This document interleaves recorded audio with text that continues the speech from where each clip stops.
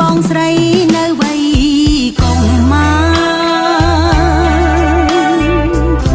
មិនបានសិក្សាចប់ដូចគេឡើយ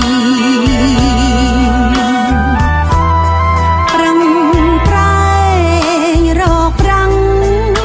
ជួយគ្រួសារប្អូនសំឡាញ់អើយយល់ចិត្តបងផ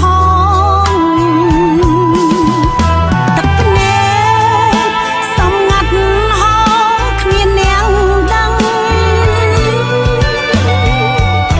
រាល់ថ្ងៃរំពឹងខំប្រឹងកេងផ្សងនឹកដល់គុណព្រះសូមជួយចំឡង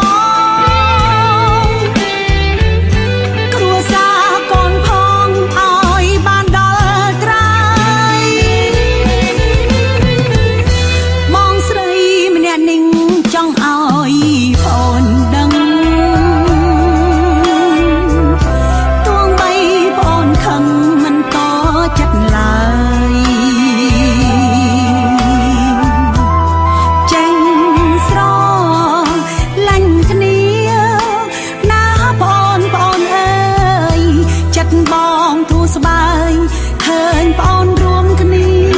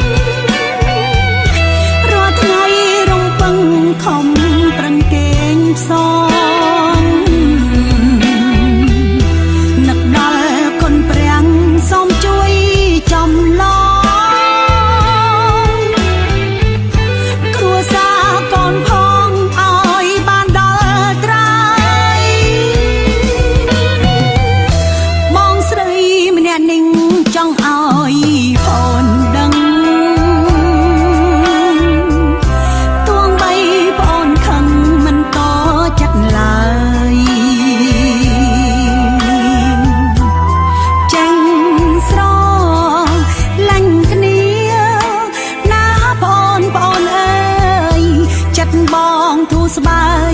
ឃើ